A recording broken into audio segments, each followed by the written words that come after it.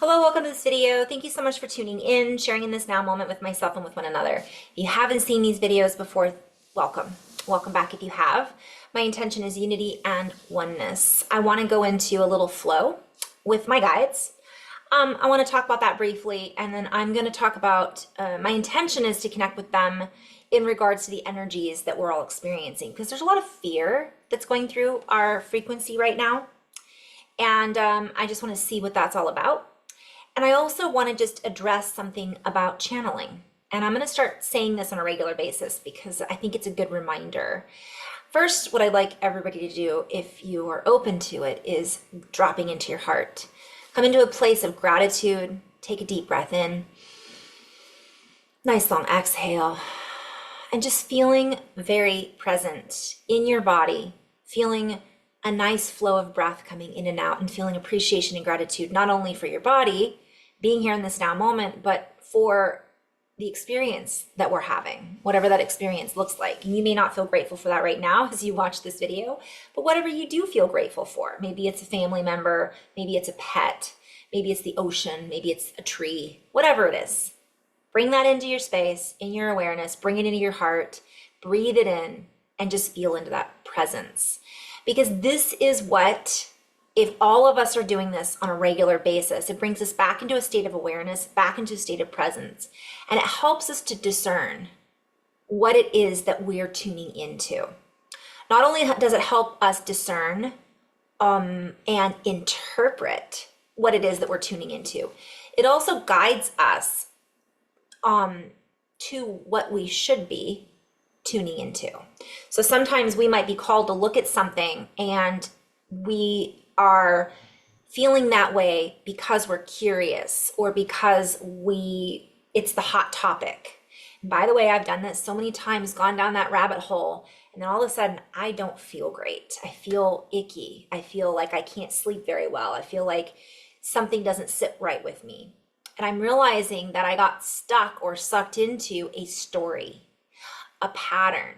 And even if the story is a true story, it isn't necessarily where my consciousness needs to spend a lot of time. So that's one of the things the guides have said is like, where are we spending our attention? Where are we spending our time? Where are we giving our energy? What are we paying our energy to, our attention towards? And that's going to pull us magnetically in that direction. Or another way of saying it is it creates a charge, an energy pattern, a frequency in the field that somehow connects us into that field and can keep pulling us in, pulling us in. And before we know it, we're not sure how to get out of it. So that was one thing that came up. And so even the channeling, the mediumship, the psychic stuff, all of this, I use those words because those are the words that are accepted by the collective. There's an energy that many of us connect into, and there's all kinds of channelers, there's all kinds of psychics, there's all kinds of mediums. From my perspective, we all have that ability.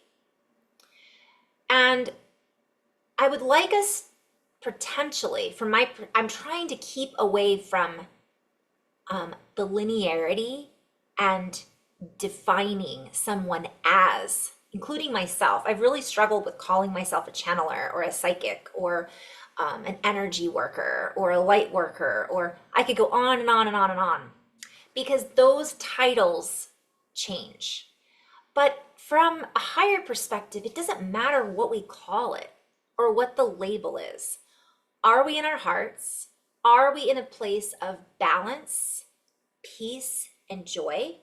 Are we able to feel and interpret and use discernment because we're in a state of coherence that allows us to perceive the messages that are flowing in? And if we are, then the messages that are flowing in are coming from that place. So if someone is channeling and they're sharing messages that are not from that place, and you are able to use your discernment, you can feel it. You know when something's off, even though they may not. You can feel the difference, in energies, and it allows you to take the stuff that resonates and let go of the stuff that doesn't from one perspective. I'm getting a little emotional. Ooh, lots of energies coming in. The reason I feel passionate about sharing this right now is if we can just step out of this place of pointing fingers, labeling, identification, good, bad, whatever, and we just go back into our heart, that's where we need to be. And so also there's many paths to one place, to one destination. There isn't just one path. For everyone, it's different. From another perspective, there is only one path, and that is love. That is balance and joy and appreciation and gratitude. But along that path, we might have sadness and fear and anger as a human. So the way in which we get to or remember or allow that other stuff to fall away and come back to the unity and oneness that we are is through love, compassion, all of that. But how that path looks might be different for everyone. And what I mean by that is some people find it through yoga. Some people find it through art. Some people dance. Some people find God, if you will, in mathematics. We all have a different way of sourcing, of resourcing, of connecting into that source. And who am I to judge how someone else does that? That's just not what I'm here to do from my perspective. I'm here to just share my own perspective and to connect into the frequency that I feel is love and a higher frequency. And so I share that because I think what happens is sometimes we can get shut down by other people, by other people's opinions of us, by people that we think know more than we do. And we've all been through that. But I just would like everybody to feel free in being able to express themselves. And if it's something that is perpetuating fear, that expression, that might be a category that falls into not do no harm, right? If we're perpetuating fear, that isn't necessarily love and light, right? It isn't necessarily balance. It's polarity, right? On the flip side, if we're just saying everything is sunshine and rainbows, don't look at the fear, don't feel fear, that's wrong. That's polarity also. So I feel like if we could find a bit more balance and find that in between, since we're here working with the medium that is dark and light, it allows us to see through both and to see more clearly to the path of heart-centered awareness. And through that awareness, we begin to carve our own path. We begin to let go of the other stuff that doesn't necessarily give us something outside of ourselves that we're looking for. And the reason I wanted to share that is because from my perspective, I'm not channeling an entity outside of myself. I'm not channeling, and there's no judgment around that. I think Archangel Michael's great. I think archangels, all these archangels that we all work with from an energetic angle, perspective of frequency is wonderful. And I feel strongly that I'm connecting with a higher aspect that I am. And what does that mean? Is that higher aspect outside of myself? No, it's inside of me now. It's in my DNA. It's in my blood. It's in my soul signature. It's something that I connect with when I listen from inside of me. I'm not listening necessarily to something outside of myself. And that's something that I think is really powerful for those who aren't really sure about their, when they ask for assistance from their higher self. Ask from in here, because you are your higher self. You are your own angel. You are the future version of you that already exists. You are connected always to the ancestors that have been part of your lineage. And I just think that's something that more and more of us are starting to realize, that we don't necessarily have to ask someone who isn't us for that message. But if that message is coming through and it's full of harmony, bliss, and love, and it's not creating separation, distortion, fear, then that's something to keep in mind. That's what many of us are feeling called to tune into. So having said that, I wanted to just talk a little bit about that. So without further ado, let's tune into the guides, my higher guidance team, which is a collective of energy, of frequency that I am.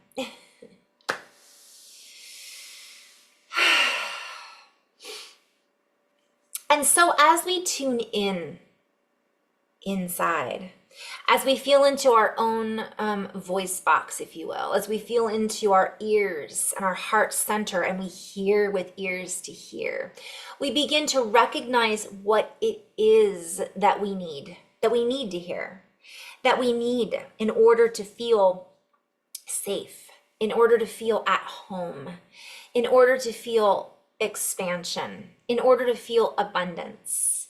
And that is something we can only feel from within. Yet, how good does it feel when someone else offers us a helping hand when we're not able to feel into our higher self, when we're not able to feel secure and safe in our own bodies, in our own environment, in our own fill in the blanks? How good does it feel when someone reaches out their hand to give us a hug, to let us know that they're there to support us in time of need? So this is not to say that we should throw the baby out with the bathwater, so to speak. Yes, we are here on a mission with ourselves to find ourselves, or to remember who we really are from one perspective, to tune into the heart and the energy from that space, and to co-create from that space. Yet in this space, we are together, co-creating in individual awareness, yet unified through the field of oneness that we are all equal parts of. So as we recognize that, we can begin to love the distortions. We begin to love that which is not seemingly in equal proportions.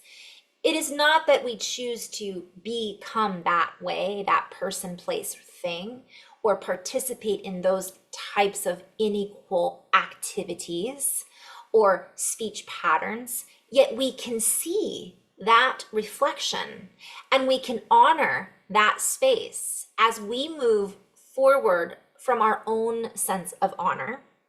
That's a play on words. Honing in on our own inner reflection of the true source that is infinite, that is always inviting us to stay in oneness. I'm hearing coherence, gratitude. For in this space, we can accept our brothers and sisters and the hands and helping hands they are offering. We can also offer our own helping hands in the space of unique oneness. I'm seeing an example of somebody saying, oh, come here, I'm going to give you a hug, but first I have to have you listen to me. Or I really need you to know that this is the truth about this, what I believe in. And if you don't believe in what I believe in, I'm not going to give you a hug. That's not how it works. And if that makes sense, that's what the guides are saying. Like, there's no stipulations on having helping hands. When the people went through what they went through in North Carolina, for example, and by the way, they're still going through it. So I found a company, I'll have to post it if I can, but do your due diligence. How can I serve and help people? I have a dear friend of mine who just donated her trailer that she was happily living in from time to time as a second home or, vacation spot to a homeless family up in North Carolina, because she was informed that there's 100,000 people who are still without homes in North Carolina. So I'm sharing that with you guys because that's a perfect example of like, what can I do? She didn't say, well, who did you vote for? Did you vote? Okay, if you voted for so-and-so, I'm not going to give you this home. I'm not going to help you rebuild if that's what you believe in. You have to start choosing my belief before I will give you a helping hand. That is not coherence. Now, I know I'm preaching to the choir here, but that is not unification. That is not oneness. That is the opposite of that. It's called polarity, and it's not balanced. So that's what the guides are kind of pointing out is for us to kind of witness and recognize and be compassionate about. Is that being, so that's something we're being called to ask ourselves. For in us, giving without expectation, it gives us an ability to feel free, because in that moment we are making a choice. We are freely giving our love or our support to another human who may think they are above us. They may think they are better than us. And yet that is so far from the truth that many are missing the truth.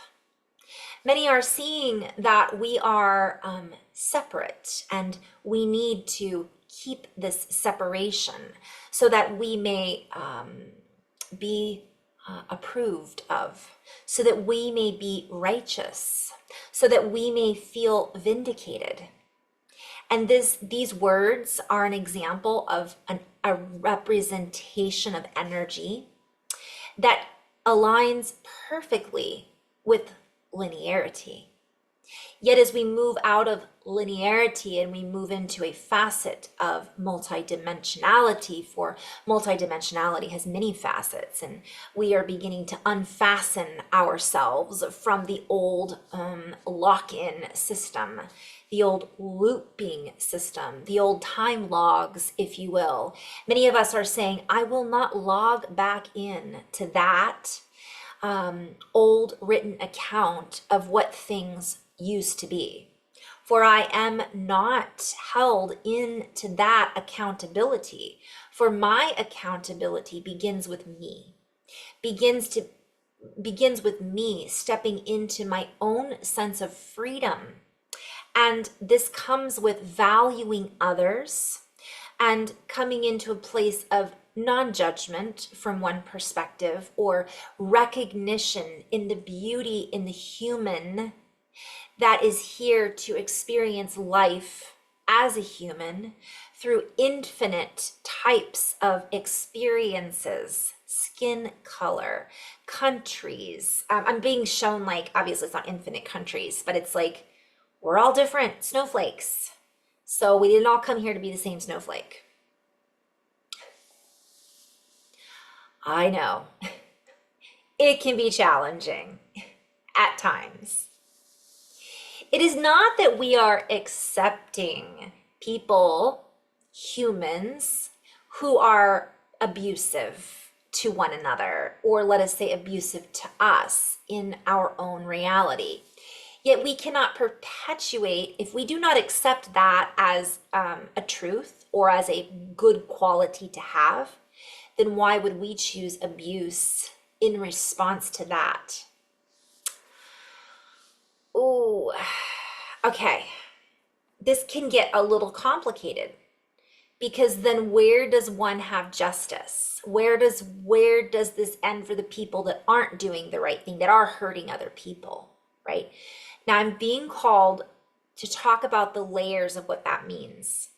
Is it that we believe they're being abusive because we see it through our own lens and say that's not right, based on our own belief of what is right, based on our own perspective of what's right, or our own being shown like I'll give a really stupid example. We believe that the color purple represents something. Let's say it represents, a code, or purple represents negativity. And that's what we have been taught. And that is what we believe in our hearts. We know it to be true. Although there comes that, what does that really mean in our hearts? Is that a feeling of compassion? Is that a feeling of appreciation or gratitude? As soon as we get into that, identifying something as good or bad in that way, especially something as abstract as a color, that's the question. Is that coherence? If you were to measure that on a device that measures coherence, it wouldn't show up as coherence. So because we believe that to be true, we see someone wearing purple and we say, we judge them, first of all, for wearing that color. It may be that we believe that that person is wearing that color because they are a representative of that thing that is negative. So therefore, we create a story around that person based on the story that we've already created or that's been created that we bought into around the color purple. We project that belief, that story onto that person, which is an energy of judgment, and we feel it's true. It's true. I believe this. And then we don't talk to that person or ostracize them. Is that the right word? Because they love the color purple. That's it. I can't be friends with them anymore. They are representing a negative color. And you guys fill in the blanks. What's going on right now in society? That's really, in a nutshell, what's happening. Now, granted, there's certain things, I'm not talking, obviously the color purple is doing no harm. So we're sticking with that. So the color purple is doing no harm. And then on another level, there's a person and they go, I didn't realize the color purple was bad or negative. Oh no. Then they feel bad about themselves and they stop wearing the color purple because now you've educated them on how bad it is. And I can't be friends with you if you're going to wear that color. So the friend says, oh, well, I don't want to offend you because you must know more than I do about this. Wow, thank you so much for educating me.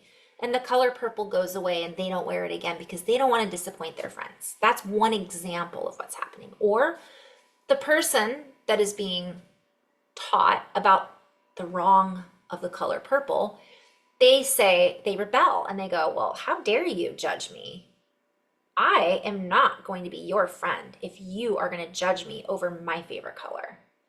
In fact, I don't like you because of XYZ. And then we go into this. And I could go on and on and on and use all these examples. You guys, this is what it looks like in the collective right now, in a huge part of the collective right now. So the color purple becomes this thing that it never was, or it isn't, and it's being misrepresented by something that a whole group of individuals believes in. So just because we believe in something to be true does not make it true, especially if it's based on a perspective or a story that came from something based out of fear. It's just that simple. That's not to say there aren't certain truths that we are sharing with people that are helpful to understand. That's not what I'm talking about. I hope you guys get the analogy, metaphor, all the stuff that I'm alluding to. So also what I'm hearing is wasted time. How much time are we wasting by perpetuating that type of energy? And then people feel good because they were part of the change. I am part of the reason that nobody is wearing purple. I am truly righteous. You guys, I know, it's crazy, right? We would say it's crazy, but there are some people that would say, well, you're crazy for not seeing things that way. And this is the weird time we are in, and we can put that color purple into anything, religion, political stuff. I don't know. That's pretty much the biggest topics right now. School systems, sports teams. I mean, you name it, that can kind of go into all those things. So I'm just being called to for everybody just to stop and feel into that and really feel what kind of energy those belief systems, those stories, topics, whatever, are perpetuating. And then we can start to unravel where they really came from. And sometimes we're not going to know where they came from, right? Sometimes we think they came from one place, but they really came from someplace else. And we're actually perpetuating for the side that we're against in that, if you're following what I'm putting down, not knowing it in innocence. Yet innocence doesn't really collaborate with the words righteousness, judgment, right? And those sorts of things. They're not the same. It changes the frequency and vibration. So that's what is really the big message that's coming in right now. And so it is difficult for us in this case to unify. For many of us have held on to stories and labels and patterns that make us feel stronger, that make us feel motivated, that make, I'm hearing, give us a cause. And while some causes are worth fighting for, we are being invited to look at what are we truly fighting for? Meaning, why are we fighting? Can we come to an agreement without the fight? Can we find a place where we can live alongside one another and acknowledge that certain things have a time and place? And if we are in a place of do no harm, if we are in a place of a frequency of, I'm being shown that sometimes things are under the guise of do no harm, but they're actually creating power struggles. So what I'm being shown is sometimes when we feel powerless or we feel out of control, that's when we feel as if we need to tune up the power or tune into someone else who is exuding that power or that control, because we feel like we're lacking it inside of us. And what I'm also being shown is there's those that are exuding the idea that they're anti, but they're really, it's an inversion. So it's that fine line. It's something that looks one way, but is actually another.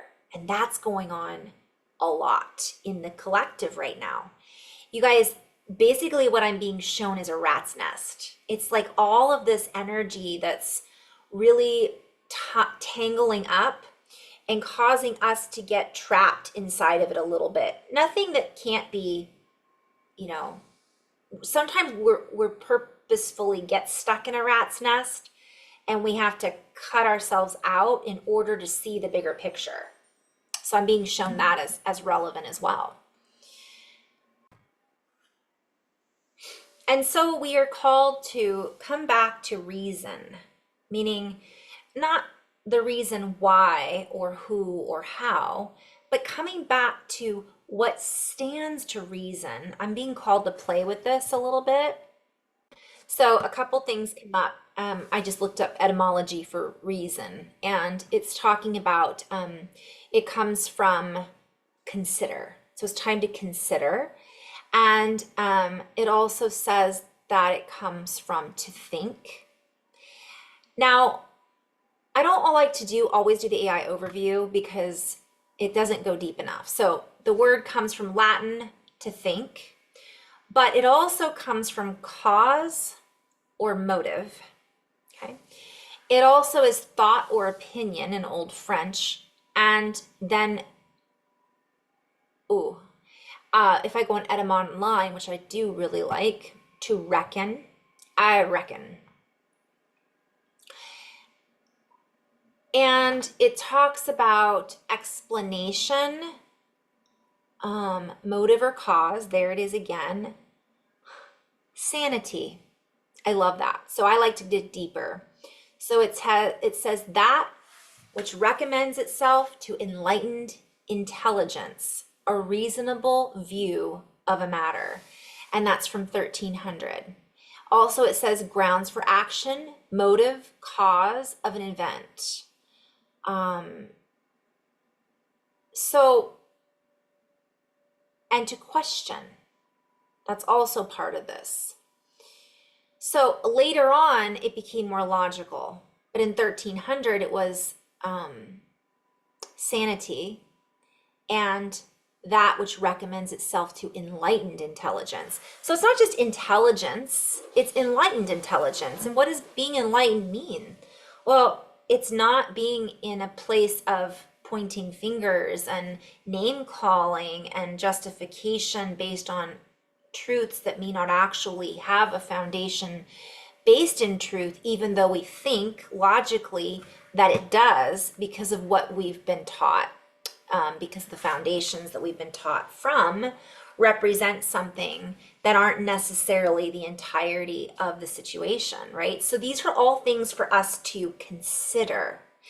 And when we consider that or take that into consideration, we also begin to see other people and how they might, where they might be coming from a different perspective. And sometimes if we can come into this place through our heart, through coherence, we no longer feel the need to follow that ideology or belief system or the opinion of another intellect just because they went to this particular college or just because they've been doing this particular thing for this many years. We're being called to be our own resource, to go back to the original source template that is inside of us through true innocence and purification, not through the filtration system that we think we need to apply to a situation that doesn't necessarily put us in a consistent, coherent, I'm hearing state of measure. So we're not really able to measure things because things are so chaotic and all over the place. So that's the message for now. So just kind of finding that alignment is going to help us create a new alignment. And what I'm hearing is, I just heard it, a new alignment and a new, I was hearing alignment. So we begin to create new allies because we're supporting one another and not cutting each other down. We're not supporting someone because we necessarily believe in their cause, or we're not supporting someone necessarily because they're supporting us. We believe in humanity. We're creating a new synergy by us coming back to what I'm hearing is our state of reason, enlightened thinking. And that only can come from inside of us and not looking for people, places, or things outside of us to give us what we think we need. Instead, we feel what comes from the eternal source of God's source, frequency, love, light, energy, the force that moves through all things, etc., etc. Whatever we want to label that, define that, or linearize that through wordology, we feel that resonance. And when we're all in that state of resonance, some of these stories and some of these things that don't stand to reason will no longer stand, because we won't stand for it. Not through battle, but through, and I'm hearing resistance. Instead, we allow ourselves to have a conversation, to empathize with each other, to find solutions on how we can grow together through, I'm hearing sustainable farming, safe and energy saving technology, not through forcefulness, finding a way to balance, I'm just hearing reclaim water. Like there's so many things that we all as humans have access to. Yet because of this constant deflection is what I'm hearing, distraction, and need to look at certain people outside of ourselves and project something onto them, we're losing sight of our own inner resource. And once we turn back to that, all of the resources become available to us because we're all working together to provide this beautiful synergy. And I'm not talking about all of us working towards the same goal or all agreeing on the same thing. We're doing it through diversity. We're doing it through, I don't know if I like that idea, but tell me more, because I have this idea. I wonder if somehow we could find a happy medium and they might work together. Whereas before, we didn't talk about it or share ideas because that was not seen as smart. Well, now it's like, well, the smart thing is to get together and share ideas, to sit down and have a common conversation and start to perceive from an enlightened space of a higher vibrational frequency that allows us to see past these old distortions that we've been conforming to, that we've been holding on to, that have been forced upon us, so we've accepted, right? But we come into the real state of acceptance, which is compassion, understanding. That doesn't mean and then we do things from a strength, an inner strength and stability, in which those other things no longer are applicable, that's a plant words, to where we're going. So we just say, you know what? I don't think we need that anymore. You know what? You're right. Let's shift this slightly. Let's work together. And it doesn't have to look this way. It might be able to look this way, or maybe we can have both. So there's just this sense, I think a lot of people are feeling this, but some people are afraid to say these things. Not what I'm saying, but tell somebody, I'd love to hear your idea.